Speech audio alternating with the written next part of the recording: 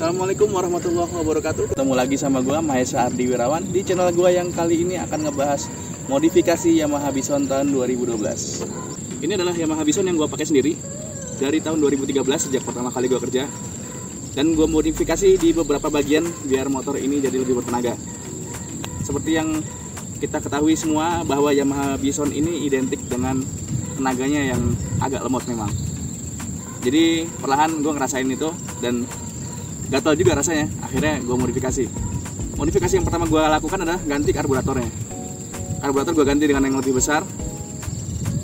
Ini adalah karburator PWK. Ini adalah karburator PWK 34. Kemudian dari sektor mesin di bagian cylinder head ini sudah menggunakan high lift cam dan knock-on as yang angkatannya lebih besar dan juga klep yang diameternya lebih besar.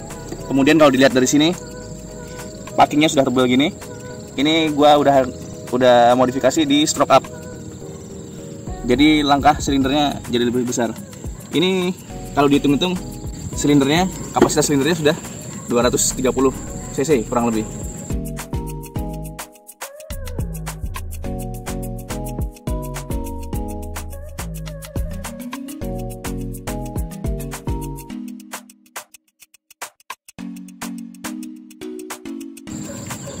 Kemudian di knalpotnya, di sini gue pakai knalpot dari bahan stainless steel custom.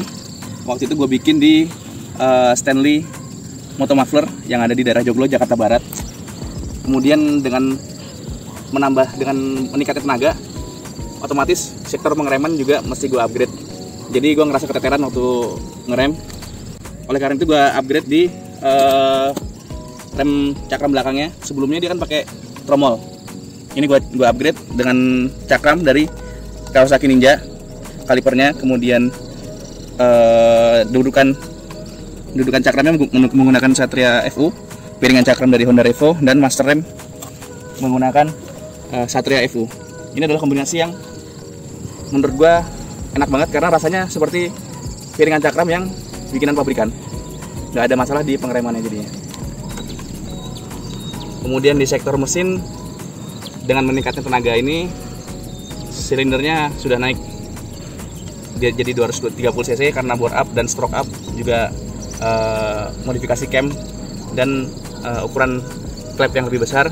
Otomatis suhu yang dihasilkan mesin pada saat bekerja itu akan menjadi lebih tinggi. Oleh karena itu di sini saya pasang oil cooler dari Satria FU buat ngebantu pendinginan mesinnya supaya lebih optimal kerjanya.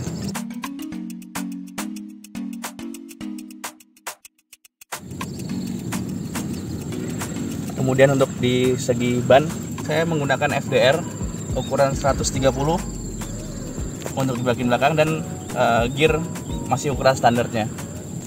Di bagian depan, ban saya pakai FDR Blaze sama seperti yang di belakang tapi dengan ukuran 100/70. Kemudian untuk sektor pengereman masih menggunakan standarnya karena saya rasa masih cukup. Kemudian di bagian lampu, saya tambah dengan bohlam LED yang lebih terang. Selanjutnya di bagian stang ini, stang standarnya Yamaha Bison yang lebar menurut saya kurang nyaman. Jadi untuk mendapatkan pengendaraan yang lebih tegak, saya pakai stangnya dari Yamaha Scorpio. Pada bagian stang, saran saya kalau untuk jarak jauh sebaiknya menggunakan stang Scorpio. Tapi kalau untuk yang teman-teman yang senang kebut-kebutan di jalan yang padat, itu lebih cocok pakai stangnya dari Kawasaki Ninja 150. Itu dulu pernah saya pakai dan cukup nyaman. Bisa dilihat di video-video saya sebelumnya. Di situ saya menggunakan stang dari Kawasaki Ninja 150. Setelah dimodifikasi, otomatis motor ini jadi lebih bertenaga, top speednya naik, tarikannya jadi lebih bagus.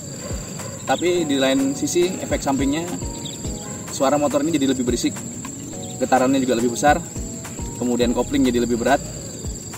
Setelah itu yang jelas konsumsi bahan bakarnya jadi lebih boros, terutama untuk di jalan-jalan yang banyak macet dan rame. Kalau untuk jarak jauh, motor ini lumayan enak sih buat touring jarak jauh, lebih nyaman. Motor ini udah lebih dari 7 tahun gue pakai. Sekarang motor ini lebih banyak dipakai sama bokap gue karena gue sehari-hari lebih banyak pakai Honda Beat karena jarak dari kantor ke rumah itu lebih dekat. Jadi motor ini sekitar 3 tahun belakangan jarang banget dirawat. Gue ada rencana untuk modifikasi dan restorasi motor ini lebih lanjut. Gue segarin kembali biar lebih fresh. Buat teman-teman yang pengen tahu perkembangannya selanjutnya dari modifikasi restorasi motor ini, boleh klik like and subscribe, juga komen di bawah untuk bagaimana baiknya kita lakukan di motor ini. Kelemahan lainnya dari modifikasi ini karena kompresinya jadi lebih tinggi, otomatis nyelahnya jadi lebih berat. Nggak bisa cuma pakai electric starter ataupun kick starter karena jadi berat banget. Jadi mesti kombinasi keduanya, electric starter dan kick starter, harus secara bersamaan.